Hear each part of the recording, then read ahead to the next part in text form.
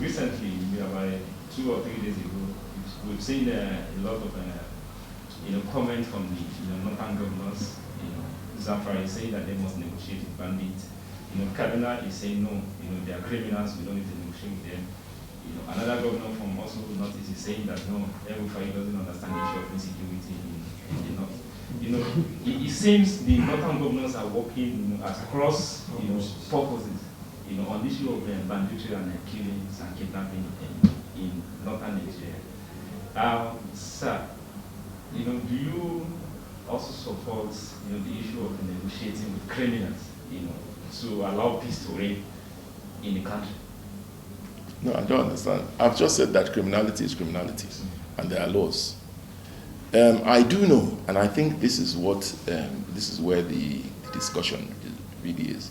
I do know that in the South, even in my state, there have been negotiations under the amnesty program with militants.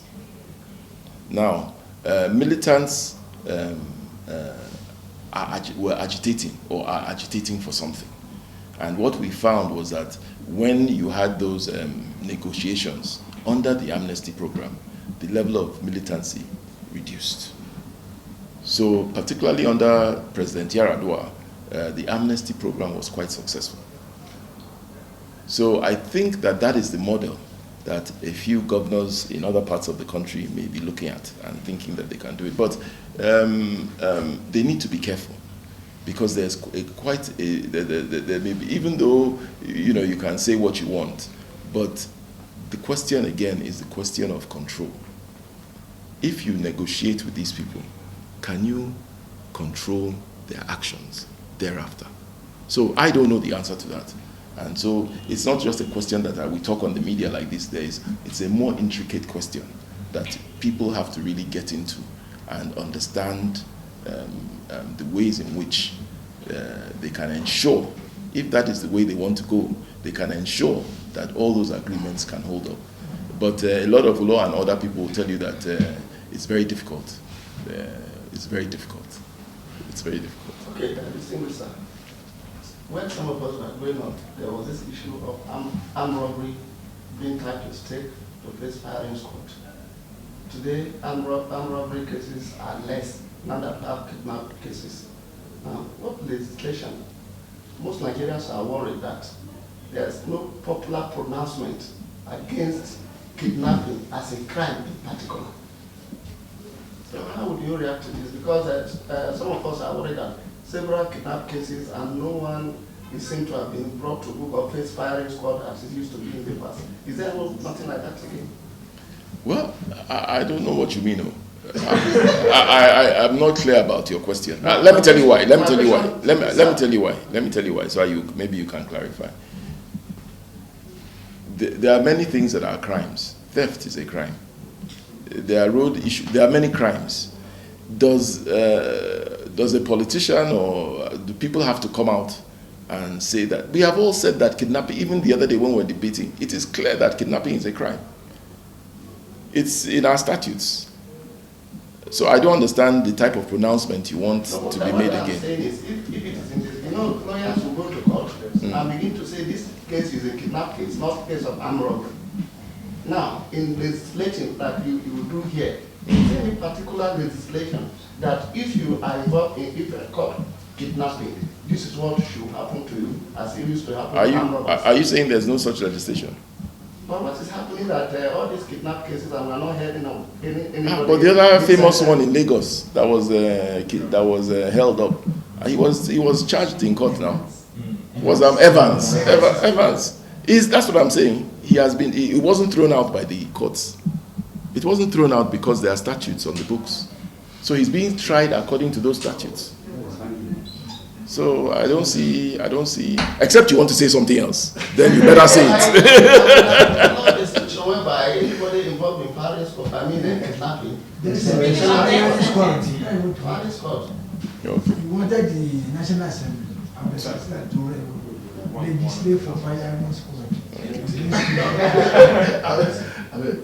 Last question for me. Away from insecurity, back to politics. We can't take those types of things seriously. I don't believe he said that type of thing. I'm sure he's too responsible to have said that type of thing. In fact, I don't even want to justify it with a response. It's too funny. Last question from us. Sir, do you support the idea whereby the incoming service chiefs should be screened at plenary behind closed door or at the Well, we have Senate rules. And once we have debated and discussed issues, once it's passed, we don't go back to it. So we have taken a position in the Senate, which is that the service chief should appear before the committees and be screened. And I think that's my position. Can you talk about the cryptocurrency? Okay. Okay, yeah. All right. Okay, I want to understand, I want you to help. First of all, are you in support of the ban by CBN, that's directed by CBN, banning cryptocurrency transactions in financial institutions? Okay. And then I would like to know if you think the directive is targeted at politicians who are involved in such transactions. And let me just read out one of the questions. And then what, in your view, is a way of regulating the sector in the sense that can Nigeria take advantage of this new trend to help build our economy?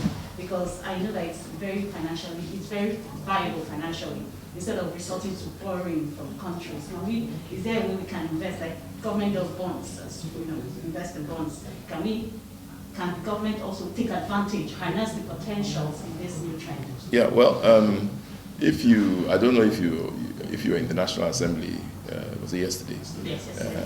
Where the motion was raised on cryptocurrency. I think if you listen to what Senator Gyang said in his motion, it was clearly to identify to do almost a SWOT analysis, look at the strengths, the weaknesses, the opportunities, and the threats of cryptocurrency. And generally he was saying, look, let's hold on and let's understand this thing a bit better, because clearly there are opportunities with cryptocurrency, but there are also threats. So let us not throw out the baby with the bathwater. So that is what he said. That is what I agree with. We need to understand cryptocurrency a bit more. Definitely, the world is going towards cryptocurrency. I was watching a documentary the other day on China and their approach to some of these things. And clearly, the world is going towards cryptocurrency. It may not be Bitcoin, but it is going towards cryptocurrency and blockchain arrangements. So I think we need to just slow down. My advice would be, look, let's slow down, let's pause, and let's study this thing a bit better and come out with an approach that is a win for Nigeria. A win for Nigeria in this new world order. Can you speak on EndSARS threats tomorrow? Well, okay, you went here, okay. Yes, I want it. What do you want to say? EndSARS. What would be your advice, your opinion? Government on one side saying don't come out tomorrow. EndSARS advocates are saying tomorrow they are coming out. My approach to this thing is, can the EndSARS movement guarantee that there will be no violence? One. Two, can they guarantee that because they are a non-violent group, and we had all supported them, the EndSARS movement, when they first came out, all of us here supported them, and we supported their right to peaceful protest. That one is given, it's a constitutional guarantee. But what we are saying is that what we saw in October was that the EndSARS protests were hijacked by criminals. You saw it in Lagos, you saw it in Benin, you saw it in Calabar, I saw it in my house. They were hijacked by criminals and they cleaned me out. They came to my house, they took everything, even toothbrush, they didn't leave. So my question is, having experienced the hijack of EndSARS personally, my question to them is, can they guarantee, the EndSARS organizers, that their protest will not be hijacked by criminals? or hoodlums, or will not turn to something else? That's the question that I think is, for me, is fundamental. Of course, their right to protest is a constitutional right. It is guaranteed. But the fear that everybody has is this lack of control. That is the fear. So what is the advice to the... I don't have any advice. I've asked them, can they guarantee that their protests will not be hijacked and will be peaceful? The NSAS protesters, let them guarantee it. Let them guarantee that somebody will not come to my house and carry all my things. Let them guarantee it. If they can guarantee that, then of course, why not? To me, it was a big deal. But if they cannot guarantee it, then, they should think again. It's our agenda. Am I planning to contest? Yes, sir. Well, you have 2 years to 2023.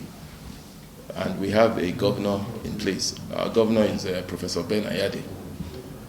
Recently, Ben Ayade has been working very hard, particularly on security in our state, particularly after the NSAS protests. And we have seen significant improvements in security in our state. Of course, he has also sworn in the chief judge of our state, Justice Akon Ikpeme, which was a long-standing tussle that was going on, and he has resolved it amicably and sworn her in. So I think that this is not the time to distract him. Let him be focused. Anybody talking about governorship or councillorship or local senatorial election at this time is not being fair to our state, it's not being fair to our governor, it's not being fair to the citizens.